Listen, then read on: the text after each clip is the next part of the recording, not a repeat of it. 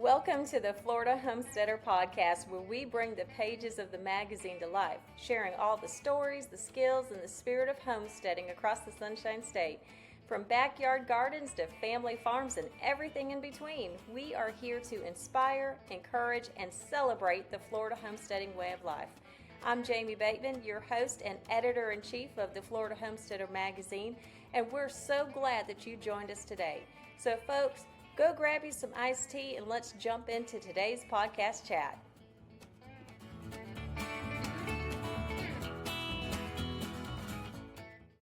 Hi, and welcome to the Florida Homesteader Podcast.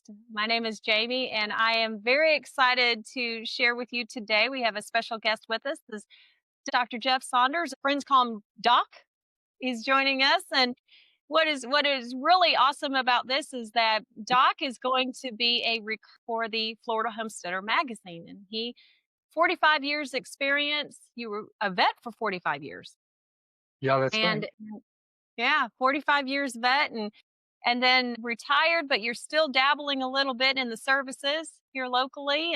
But what we are so grateful for and blessed about is the fact that he is going to be sharing with us and all of our readers on the standards care of when it comes to our animals on our farms and what that looks like. So welcome, Doc. All right. Thank you for being here. Well, thank you, Miss Jamie, for having me. I kind of look forward to doing this. It should be fun. Yeah. Yeah. It is going to be a lot of fun. And I have to say that actually, you could say I've been doing veterinary medicine for 50 years, counting my years as a pooper scooper. And, and this, yeah. And you had to work your way up the ladder, I love it. I think it's great. Yeah. I think it's great. Yeah, okay, so 50 years, you started as a pooper scooper. That's amazing. So share with us a little bit, how did you get started in the business? Sure. What does that look like? I grew up in Palm Beach County, Florida. And growing up there, that was the fifth largest cattle producing county in the state at that time. That's hard to believe, but we had huge beef and dairy herds there. And our South Florida Fair was actually the largest agriculture fair in the state in the 60s and early 70s. So I was exposed to all kind of agriculture then. And it just felt like the land was so important. And growing up in Palm Beach County, too, there's such a dichotomy.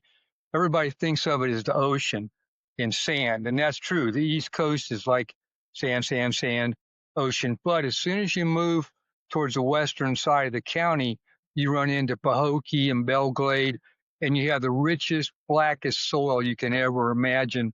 And so there used to be a ton of what we called truck farms, which were small family farms that grew vegetables and sweet corn and whatever you wanted to grow pretty much, you could do it there.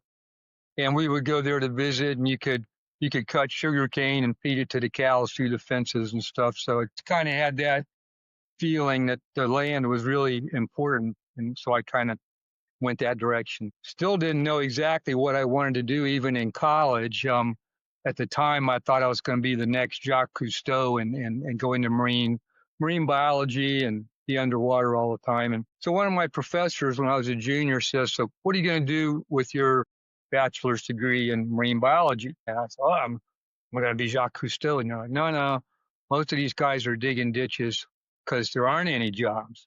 So he said, "I have a friend who's a veterinarian. Why don't you go see him?" So I said, okay. So I went and spent some time with this veterinarian up in Tallahassee. And I realized I could really marry my love of science and math and chemistry with animals, and agriculture. And that's where it all went from there.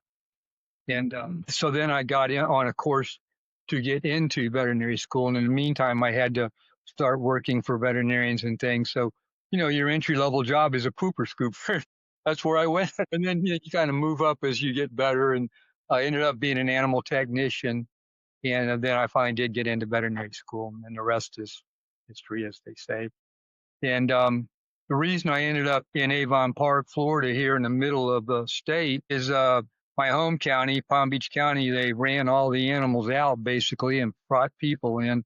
And so this heartland area really was kind of how I grew up. Farms, ranches, orange groves, you name it. And so this was the area that I could do an agricultural mixed practice. So that's how we ended up here. And that, you mentioned something earlier about people think of Florida and the Palm Beach, the East Coast area, they think of it as sand and beaches and all. And that's one of our biggest uh, soapboxes, I guess, if you would, here at the Florida Homesteader magazine is Florida's not just about beaches and Mickey Mouse. There is so much more to Florida that people don't realize, that a lot of it is ag. You go up the spine of the state and there once was an abundance of orange groves. Right. Unfortunately, that's not necessarily the case anymore, but they're still out there. But ag is huge. Yeah, in and Florida. people forget, and again, everybody goes to the coast. That's where the beaches are. You go surfing, all that stuff. They go to Disney World because there's 500 other worlds there, Jurassic World and all that. And I once, I hosted some veterinarians from Norway, and we were at a meeting in Orlando, and they were so convinced that this is Florida, international drive. And I said, you guys need to come home with me. So I brought them down and hosted them. We went to dairies and ranches, and they were just absolutely, they couldn't believe all the agriculture here in Florida. And for instance, our county here is one of the largest counties in the United States as far as beef cattle numbers. And our state now ranks number 4 for beef cattle production. But then if you go and look at the rest of agriculture, like tomato production, sweet peppers, watermelons, I think we rank number 2 nationally in watermelon production. There's a growing blueberry trend now. Of course, the orange groves are trying to find some alternatives, and blueberries are certainly one. My brother-in-law's son, who has started an organic farm up in Live Oak, Florida, he's doing really good there, and he's doing figs and vegetables, and he sells to the hospital up there. So there's a huge agricultural basis in Florida. I think we still employ close to 750,000 people in agricultural business, maybe more than that even. There's some of that's transitory. Some of them are here for part of the year and then they're off. Yeah, it's a huge agricultural state. If you look even beyond the animals and look at everything we grow and where we rank nationally, it's pretty incredible. With still the number of people that live here, we can still do that. It is, and it's growing by leaps and bounds, and I guess depending on who you talk to, that's a good thing or a bad thing. It's right. it's kinda Double-edged sword, yeah. We won't get into that today, though. We're not gonna. Double-edged sword for sure, yeah. Yeah, absolutely. So you talked a little bit about farming, and you talked about ag, and in your role as a vet in supporting local farmers, and in our case, homesteaders, the overall ag community. What do you think the biggest difference is in how they themselves, farmers, small farmers, I'm talking small farmers versus the larger farmers, and then throwing homesteaders in there, which is technically small also. Mm-hmm. Yeah. What do you think are their approaches to animal care when it comes to that type of effect? Well, it's interesting because the pendulum is swinging back. When I started, even before I was a pooper scooper, just growing up, when I started, there was a lot, like I said, a lot of small, what we call truck farms. They were family farms, mom, pop, a couple of kids, maybe a neighbor, but they were family farms, and they would grow truckloads of different vegetables, sweet corn, and they would bring them in to sell, in the cities and that. Interesting point, my daddy actually worked 7-Eleven in the early days, and the managers at the individual 7-Eleven stores could bargain with the farmers that came in, say, hey, I got a load of sweet corn. Will you sell it for me? Yeah, I'll buy it for you, or I'll trade you this for that. So the managers could barter with these guys, which was kind of cool. So 7-Elevens actually had fresh produce from 50 miles away. So now as I'm going on through, we saw a lot of those smaller farms kind of fall to the wayside or get swallowed up by some of the bigger farms, and you started going from 10 and 15 head of cattle to 1,000 head of cattle, and the dairies continue to get bigger and bigger in Florida. If I talk to a veterinarian in Wisconsin who does dairy work, the average size of their farms was like 50 cows. The average size of Florida farm was 2,000 cows. So huge difference in how you manage those animals. So as these operations got bigger, they started to become more corporate. One of the largest dairies in the state went corporate 20 years ago, I guess now. And that changes the whole face. And so everything is called production medicine, whether you're growing 1,000 acres of corn or 1,000 head of cattle, 1,000 head of chickens, whatever. Everything is called production medicine. It's gotten bigger and bigger and more corporately involved, and the small farmers got pushed out. Some of that is the regulatory issues because now the government comes in and just to do some of the things they require you to do requires a lot of capital, or you just got to get out of the business. So for that reason as well, some of the smaller dairies, especially in ranches, just kind of fell to the wayside. And the other economic factor that came in, as you alluded to, with so many people moving to Florida, price of property has gone up so much you can hardly afford to grow crops or cows on property. It's too expensive. I can pay the taxes and stuff. We find that a lot of the small guys, again, kind of got out, or they were going to get paid enough for their property that their kids and grandkids would never have to work again. So those economic factors came in. But now we're seeing people really going back and want produce that's grown locally, that they know what it's treated with, they know how it's picked, they know who takes care of it. They trust the people growing it, and they trust the people that are making products locally out of it. And so that has fostered this increase now in kind of back to the land nature. So I started seeing more of these 5-10 acre plots. We learned how to grow, small amounts of crops by growing them up vertically rather than on large pieces of land and stuff. So you're seeing this whole movement back, and I think it's reflected too now in whether you like it or not, whether as RFK is trying to move us back to healthier food. You look at the United States, we're the most affluent country in the world, and we have the highest level of disease because of processed foods and stuff. We're all fed. We've all grown up on that stuff, and people are tired of it. So they want meat that's not tainted with hormones, and they want crops that don't have pesticides all over them. And, we're just learning what all these chemicals do, but the United States kind of fast tracks these chemicals in, where other countries like Europe are like, no, let's see what this stuff does. So anyway, here's my long ramble about going back, kind of back. That's what the pendulum's going back. Again, you touched on the whole mission of what we're trying to accomplish here. Because that is so huge on our end, and what we're trying to help spread that word, because we are seeing a huge movement, not just in the state of Florida, across the entire country.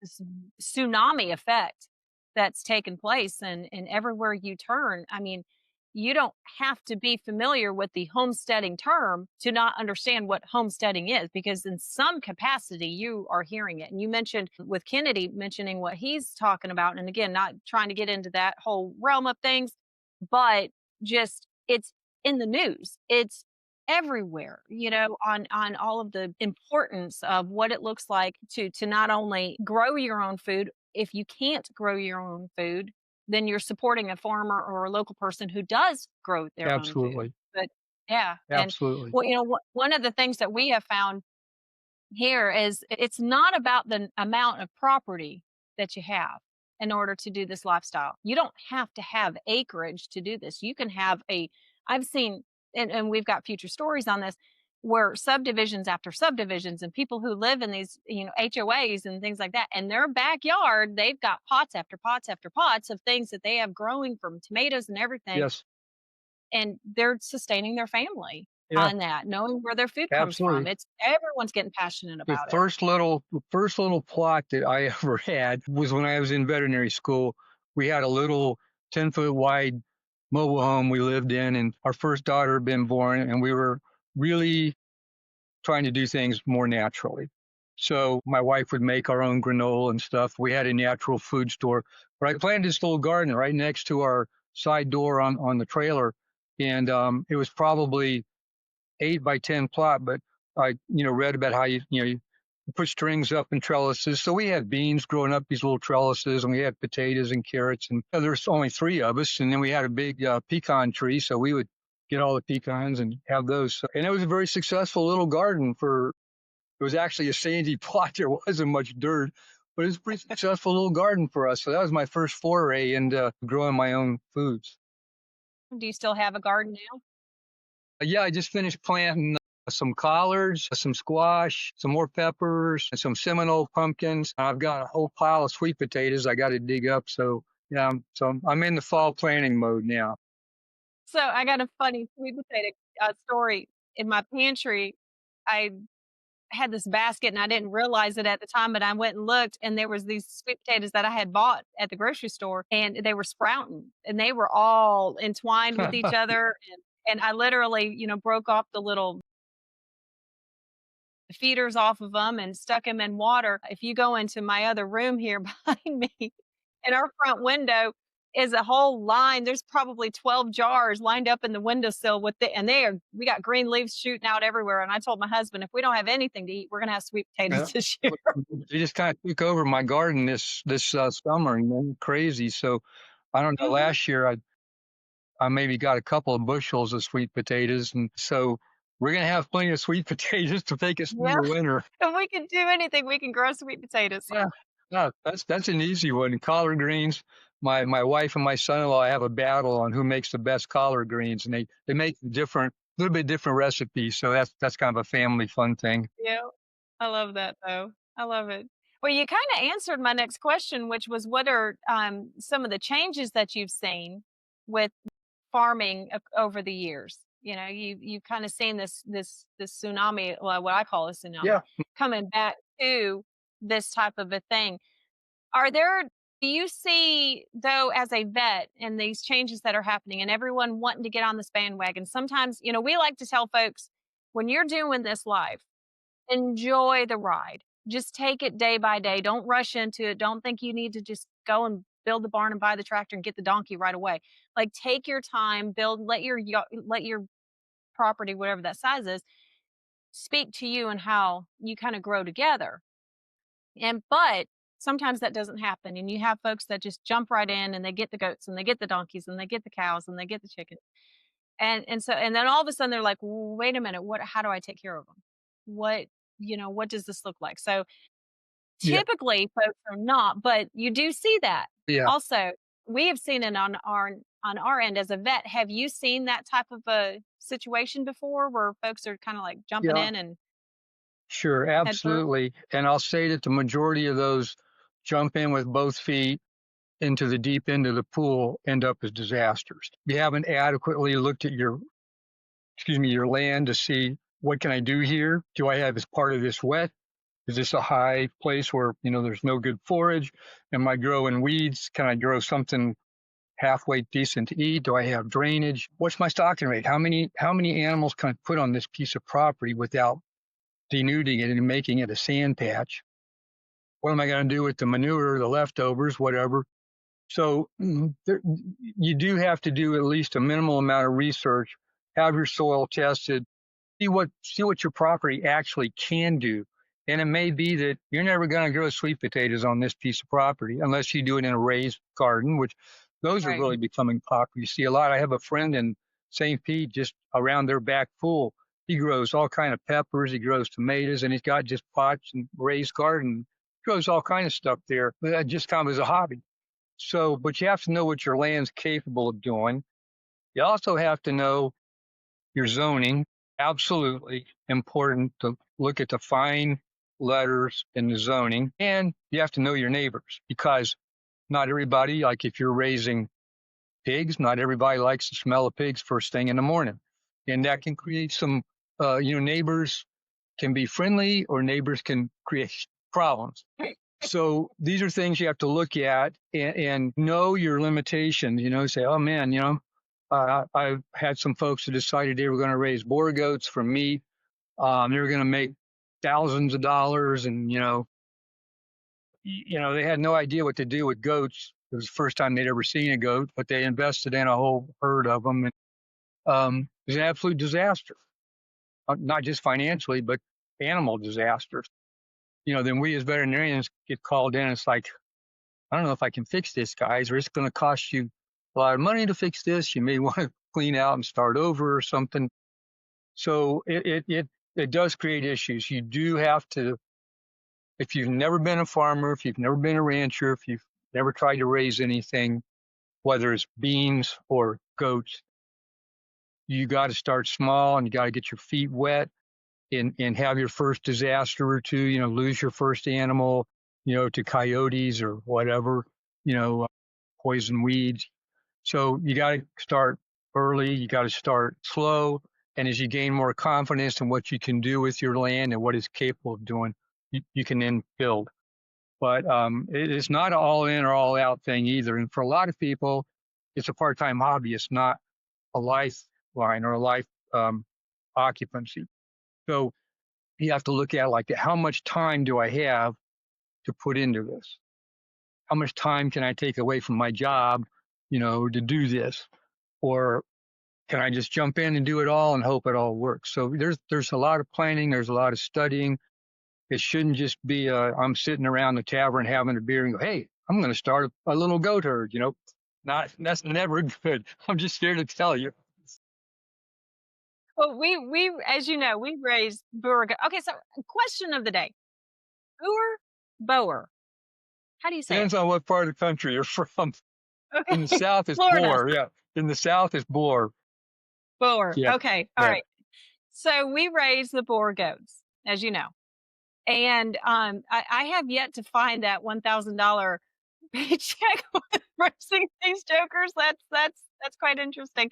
But you were so right. When we first got into this, we had our first tragedy, and he was a beautiful show goat. He was healthy. He was everything. And we went out one day. Had happened. He had all the right greens. He had the right pasture. He had everything. He was a championship show goat. We brought him home to live the rest of his days so he didn't have to go to market. Went out one day to his stall and he was looking at me cross-eyed and couldn't walk a straight line. And I was like, this isn't right. Watched him for an hour or so, still didn't feel good. And our co-parenting family that we had with him, I call her up because again, this is our first goat. I'm like, I don't know what is wrong, and we call we call it a phone a goat friend, Yeah. who also raises them. And she said, "Oh my gosh, it sounds like listeria," and because he just couldn't do anything, and I'm like, I don't even know what that is.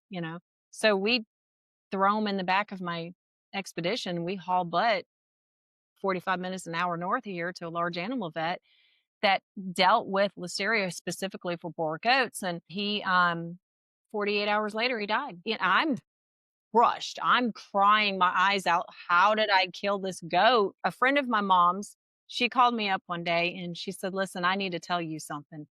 She had the exact same situation done with one of hers. And as it turned out, she asked me, she said, have you had a raccoon problem?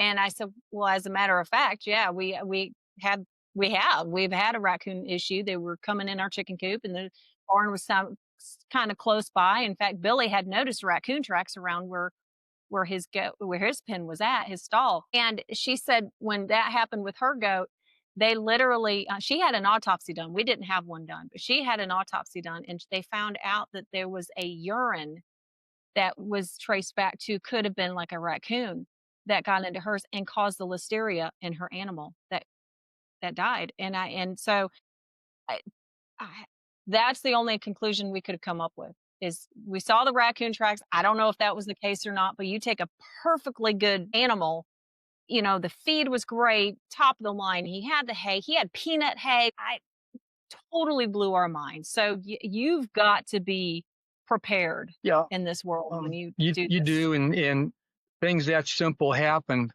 that you don't think about because you have in Florida, we have this huge amount of wildlife. They're all capable of carrying diseases, not just to our animals, but to us as well. Yeah. And that's one of the things that as a large animal veterinarian, and I'm just a little aside here, they figure that between 85 and 90% of all new diseases that are going to come into the United States are going to be recognized first by veterinarians because they're going to show up in our animals one way or another. A good example being anthrax. Anthrax, deadly to animals, deadly to people. We see it first. If we see animals dying from anthrax, then we notify the public health authorities. They notify people. So we have to be on the lookout for these diseases, which often are transmitted through wildlife. Even though they're healthy, they can transmit these diseases. So naturally, our animals are out there, they're outside, they're in the woods, on our property. And none of us have these, solid concrete or, glass domes, which nothing can get in. So a lot of things like that happen. And the other part of that is, and I didn't touch on this much when I was talking about the pendulum swinging, but when you're dealing with 1,000 head of animals on one place, it becomes a herd medical problem. There's really no individual. You don't work rarely on one animal. It's a herd problem you're trying to get through. When you get down to the smaller farms, it becomes individual medicine. A lot of these animals that are small farms, ranches, homesteads they have names, they have personalities. And so you're really treating individuals again instead of this massive herd type thing. And it's a different type of medicine you have to do, and you have to be prepared to tell somebody, I'm sorry, but it's probably not going to end well. And even though this is your favorite goat. So it's a different level of medicine too.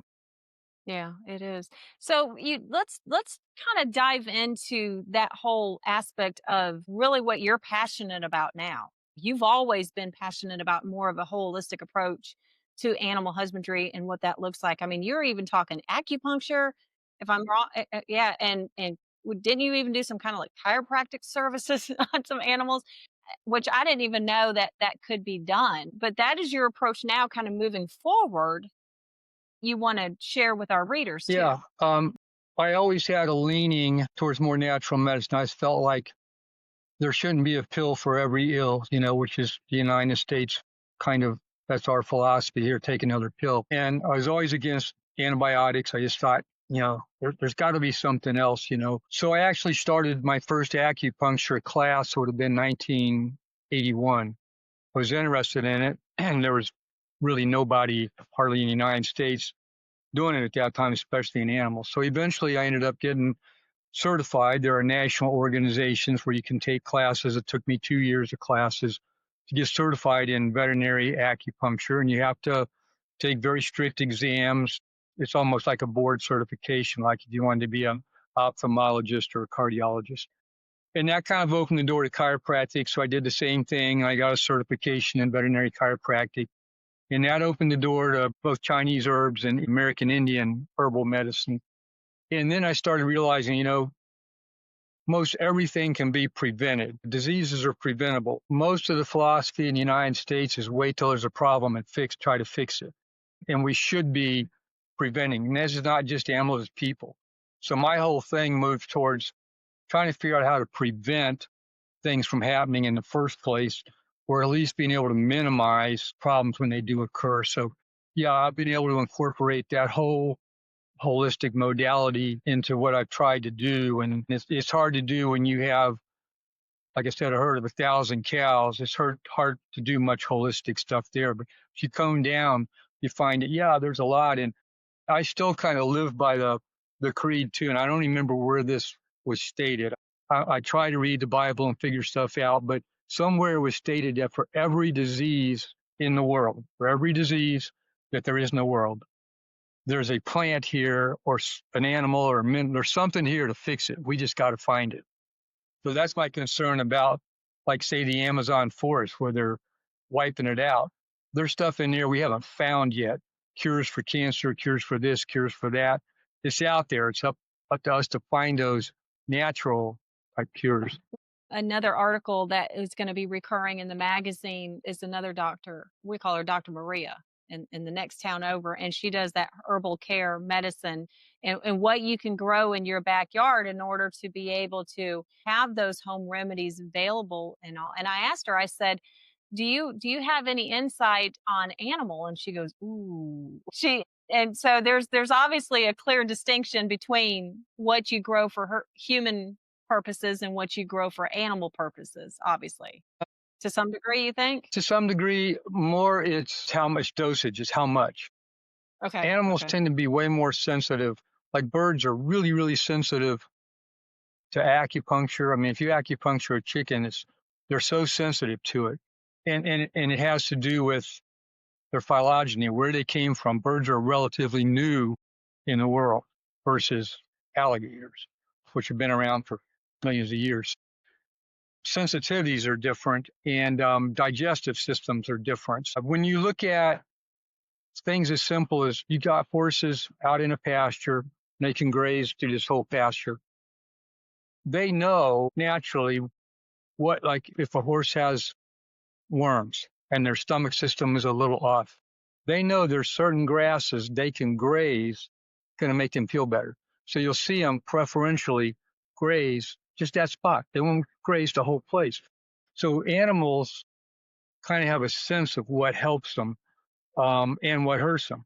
So you have to kind of follow that logic and how this animal system works, how it digests stuff. And yeah, there's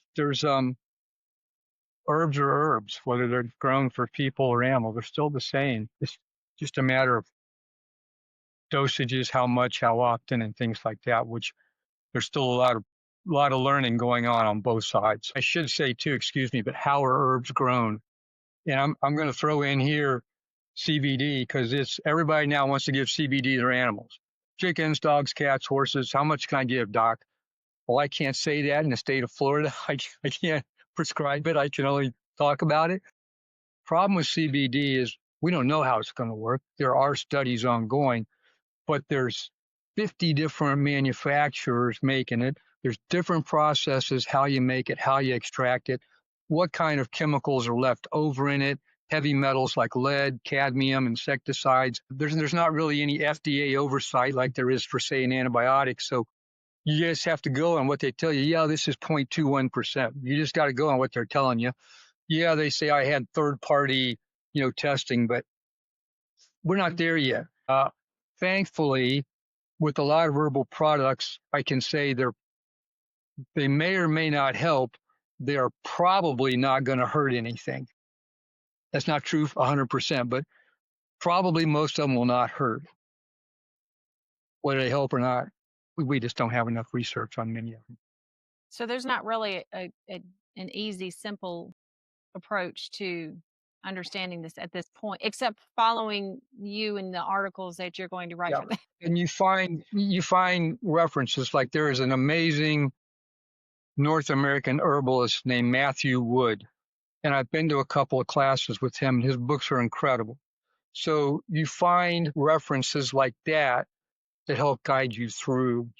I certainly don't know it all. And I have a library of reference books that I'm going through the pages looking for what I need to find. And but you find people like that are guiding lights. You tend to follow them. There's people like that are incredibly full of knowledge, firsthand knowledge, and very practical stuff. You just got to find them and home in on them. If we can connect somebody that's even local, I say local, Florida and or Southeast portion of the United States, because even growing in our region versus somebody else's region, you're going to have, do you see a difference in those regions? Local herbs work best, just like local honey. Local herbs work best because they're designed to live in this environment, and herbs have they have a statement to make. You look at how they're grown, what they look like, and you get an idea of what they may or may not do. Nice. We're going to take a quick break just to recognize our sponsor for this show. It's the Pioneer Festival Homesteading in the Heartland. Y'all are going to want to mark your calendars for November 7th and 8th. It's the Florida Pioneer Festival Homesteading in the Heartland. Join us at Pioneer Park in Zolfo Springs for 2 unforgettable days of learning, music, and family fun. Y'all, they're going to have bluegrass on Friday, Alex Key on Saturday, and throughout the weekend, you can dive into some hands-on workshops with some of the top voices in homesteading like Joel Salatin, Rachel Hester, Laura Cox, and more. All of these skills that you can take back to your own homestead. So gather up your kinfolk and head on over to the Florida Pioneer Festival. Get your tickets now at floridapioneerfestival.com. That's floridapioneerfestival.com. And now back to our show. So you've shared a lot of the things that you have done over your years and everything. What is one thing that you could say is probably the best part, the one thing that you enjoyed the most of what you did or what you're doing now? It's really been a great ride, and I've enjoyed so much of the different people and animals, but probably my favorite still above all, and this sounds corny, but it's bringing new life into the world. When you do a cesarean section and there's live puppies, when you help deliver that newborn baby, horse or a calf, or then it's great with my kids because they were always with me. One Christmas morning, we delivered triplet goats in our driveway. Guy pulled up in his pickup truck with a goat in labor. We delivered triplet goats, and that's still to me, it makes everything else worth it. When you see those new little born eyes open and you hear that first, utterance out of the mouth, it's like, yep, that's what it's all about. I agree. Yeah. We have had the blessing of being able to birth a few on our farm, Yeah. and it's just the coolest experience. It really is. And it truly is a miracle.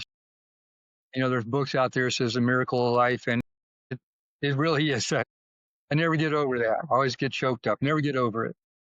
Yeah, absolutely. I agree with you on that. What is a funny or favorite memory of a story of working with a farmer or a homesteader, anyone? So, you could probably, I wish I had just made notes through the years and put them, I can remember a lot of stuff, but one of my favorites is still, and I share this with my eye doctor almost every time, but so I worked with a petting zoo from day one for about 20 years, and they had a variety of animals, and we helped them grow from a small backyard up into a big traveling exhibit. Well, they had a rhesus macaque monkey, which is middle-sized monkey. They maybe weigh 20 pounds, maybe, like say the size of a healthy 1-year-old kid.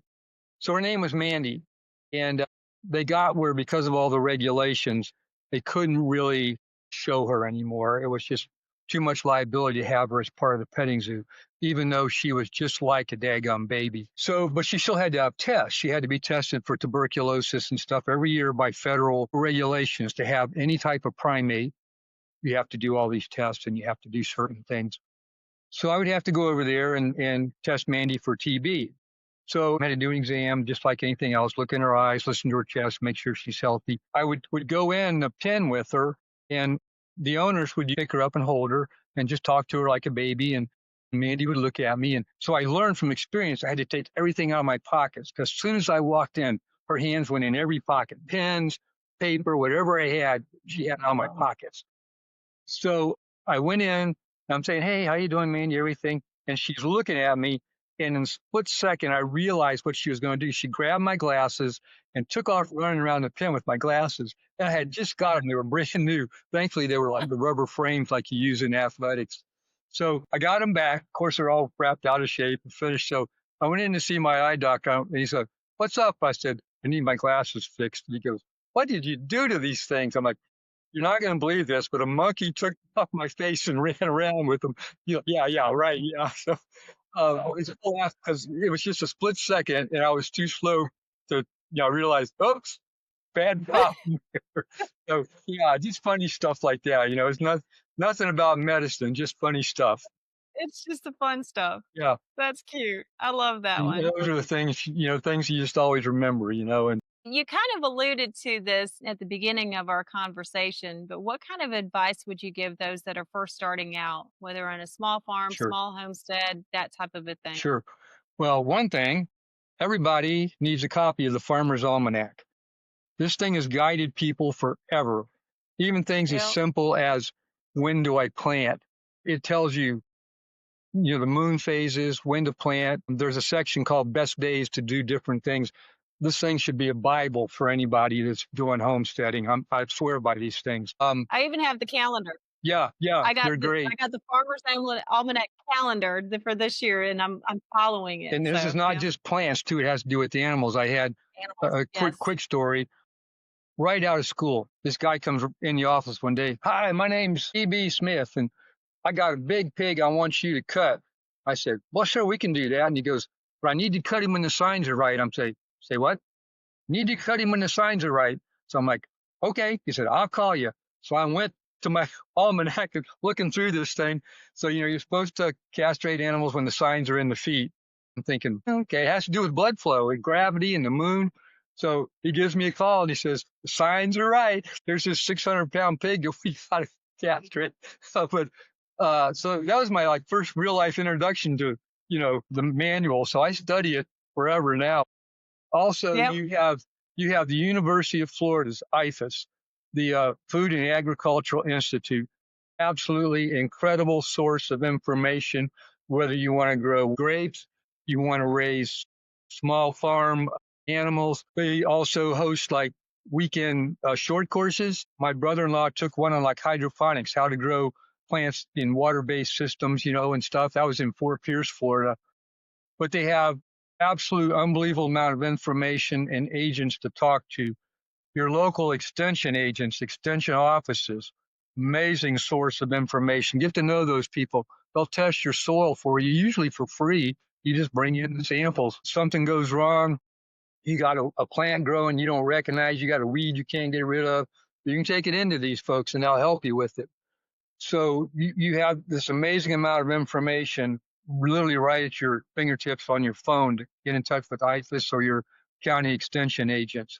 The other thing is, whatever you're thinking you want to do, grow blueberries, grow boar goats, to sell for meat or whatever, you need to be knowledgeable on that. You need to get books about how to raise goats, what they need to eat, what kind of diseases they get, how long's their gestation, how long do they have babies, when do I start looking for a baby to be born when I breed them. You want to grow blueberries, you got to find what kind of soil do I need, how much water do these things take, what do I got to do, when do I want to market them. You need to do your research and have those books available as references. I found that especially being out, this was really a rural area when I started. And the closest help I had was 3 hours away on a good day, 3 hours away at the University of Florida. So I just assembled this whole library of books as references so I could go into them and find out, okay, how do I do this? What do I need to look for? Things like that. And IFAS also hosts a lot of seminars. Just look for them. We have them. I know the Turner Center over in Arcadia offers seminars. Center here on George Boulevard in Sebring, they offer seminars. Get involved in them. Go to them. Most of them are free. Some of them are really, maybe if they're paid, they're cheap. But even if you just want to grow some type of fancy flowers, or something, they have them. Take advantage of those opportunities. These people are willing to part with their knowledge, and they've usually been there and done that. And they've had the failures, and you got to have the failures before you have success. But absolutely, build yourself a library. Get a network of trusted friends or people or reference people who have been in this and done it. Don't just go by he said, she said. Go for people that have done this. And like I said, they've been there, they've done it, they've had success, they've had failures. Yeah. But you need to prepare yourself. So one of the things that we're hoping to accomplish with this is having our readers be able to hear from you more often, and with the topics and different things as we progress and as we go through. So what are some of the other excerpts that you are hoping to share? And I know your library is huge of all the things, but what are some of the most recent things that you're excited to share here in the upcoming post? Some of the biggest issues that I'm going to talk about or my articles are actually national issues that are going to affect everybody, even if you just have one chicken in your backyard. There's so many things we're having to worry about now coming in. One, for instance, is going to be this avian influenza that's just endemic in most parts of the world now. They just had to depopulate, which means they had to exterminate an entire 5,000 flock herd of ducks, 5,000 flock of ducks up in Wisconsin tested positive for this disease. There's so much controversy going on. What are we going to do with this? We're going to vaccinate. We don't have a vaccine yet, or we got to develop one. What are we going to do? There's a lot to explore there, and there's a lot to be worried about if you're raising backyard birds. So that's going to be one of my first articles. We're also going to talk about biosecurity probably a lot, because how easily stuff now can get transferred from one place to another. How it can jump species from one type of animal to another. So we'll go into some biosecurity, and then just some diseases that have been there before and we thought we eradicated them and they're back. If you're reading anything in the agricultural news now, big concern is of what's called New World screwworm. It's right across the border in Mexico, just waiting to jump into the United States. We eradicated it. We work hard, and it's sitting right out there. And we are trying our best as veterinarians and gatekeepers to keep it out of the United States. African swine flu. Every time one of these, and I'm sorry, this is just a direct comment. It's not conservative, political, anything. Every time one of these boatloads of people come from Dominican Republic, Haiti, Cuba, they're usually bringing animals with them from those islands that have diseases that we don't have in the United States. That's one of the problems with open borders. Why we try to catch those folks before they get to Florida or wherever their boat's headed, because we don't want those diseases here. They would absolutely decimate our livestock, including your backyard. And I don't think people realize that when they think of the border section. And again, we won't go down that road, but I don't think, again, I never really actually thought about that, about the animals that they are bringing with them and what those diseases look like with those animals. Yeah. I never once thought about that. That's one of our priorities as veterinarians, to keep these diseases out. And it doesn't have to be live animals, just like if somebody's bringing some pork sausage in with them from some other country that has African swine flu or something, that pork sausage you try to bring in through the airport or fly in like private plane, I'm just bringing a little sausage back. That's a no-no. It opens up a whole can of worms. It's really critical, and most people don't realize that, but all these diseases in these other countries, we are trying our best to keep them out of the United States. Well, we'll be talking about. We're trying to keep some of these diseases out that come in with the animals, and yet there's also things that we're doing with our own food internally that other countries are like, nope, we're not doing that. If it's from the United States, we're not doing it. So it's such a crazy balance. Europe is so far ahead of us in so many ways on health. And as I said, United States, we have the most chronic diseases in the world, and we're the most affluent country in the world. We shouldn't have all these diseases, but we also are the most lenient about letting all these chemicals into our society. Oh yeah, there's another one. And then it's like, whoops, too late. That one's too late. That one's been here 20 years and people are dropping dead. So we have to make our food supply safer. And I really feel like that's the biggest impetus for people going back to the land, back to the country, back to locally grown foods where you have control over what you grow and what you're eating. So yeah, I think that's the biggest driver. And that's a great way to kind of cap our day is with that comment. But before we close, I got to ask you one question. You've had all this experience with all these animals. Is there one homesteading skill that you don't know that you would like to learn? Yes, there is. And I've done a lot of different stuff. And I tinker with stuff, and I tend to I'm an inveterate reader. I'll read anything. If there's a piece of paper on the sidewalk, I'll read it. But what I would place where I need more knowledge, and here my wife's always saying, when the apocalypse comes, we need to be self-sufficient. I would like to learn more about wind power and solar power to keep myself and my family sufficient. I don't have the mechanical knowledge to do that. And I really got started on that. We were camping up in the Outer Banks, and so I like craft beer, and I always like to try them. So there was a brewery there right on the Outer Banks, and the entire brewery is run by a big windmill. Everything, the brewing process, the lights, the coolers, it's all run by a windmill. And of course, they have 365 days out of the year up there. There's wind blowing.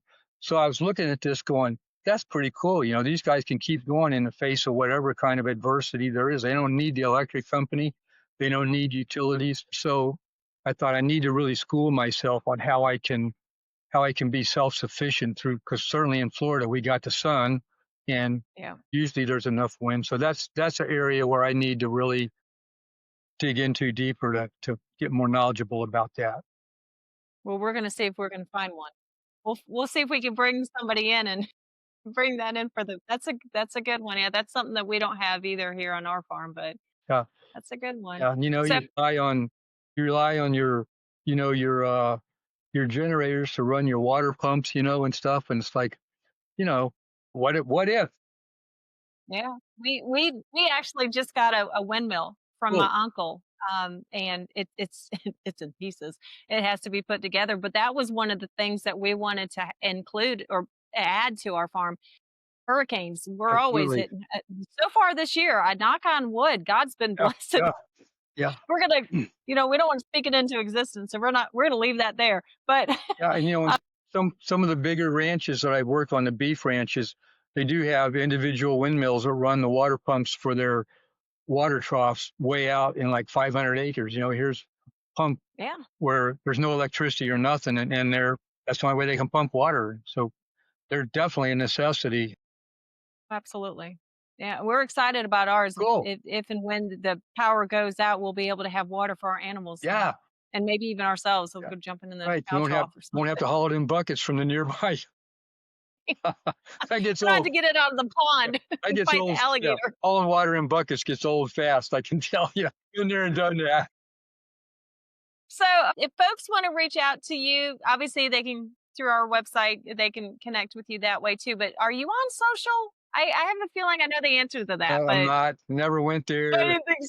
Don't have an interest in that. It's one. Yeah. Just stay away. Stay away. Stay away.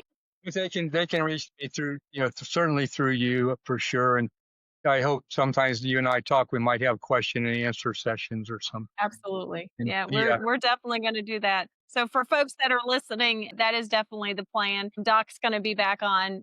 This is not going to be the first and only time that you're going to see or hear from him as our magazine grows and our stories and the articles that he provides to us. We are going to bring that to you and bring him back on very regularly, just so he can kind of embellish more on what each of those articles were. This was an opportunity today, though, to get to know him and hear who he is. In our community, we have fallen in love with Doc and his entire family, and I know you will too. So we're excited about that. So, Doc, thank you so much. you're welcome. This And has been I'm fun. really excited about this project, and it's something that's needed in Florida because there's so much false information out there. And Yeah. see, I run into the disasters more than the successes. But if anybody has certain topics they really want me to talk about, just touch bases with you, and I can focus on it. Absolutely. We'll put all that contact information in the show notes below, and y'all can get that over to us. We'll make sure to get that to Doc, and we'll just kind of go from there. And I will tell you that as far as I'm concerned, whether I'm talking to kindergarten kids or high schoolers, I just did a mentor program last week at South Florida. I always tell them, there's nothing off limits. If I don't know the answer, I'm going to tell you I don't know it. But if I know it, whether you like it or not, there's nothing off limits. So I'm fine with anything. In this environment of homesteading and farm, there's no stupid question. No, there's really Don't not. ever be afraid to ask a question, because there's somebody else that's asking that same one. They're Absolutely. just afraid to open their Yeah, mouth. I've been there myself. There's questions I've been afraid to ask, and then it's like, Mhm. I should have asked that because it just Yep, happened. It just happened to too. me. You just kind of get to the point where, okay, I'll look like the dummy in the Yeah. room. I'm going to ask my question. There's 10 other people in the same class who are waiting to ask the same question. So, Yep. yeah, but nothing's off Yep. limits. I'm fine with anything. All right. Well, we appreciate All right. that. All right. We'll talk to you soon. Okay, thank you, Miss Jamie. Okay. Okay, bye now. That's what homesteading in Florida means. And that's the story we're proud to share in the Florida Homesteader. Thank you for joining us today, and a big thanks to Doc Saunders for sharing his story. Be sure to subscribe, share this episode with a friend, and check out our magazine, the blog, and our YouTube channel for even more Florida homestead inspiration. Until next time, keep growing, keep preserving, and keep that homesteading spirit alive. Y'all come back now.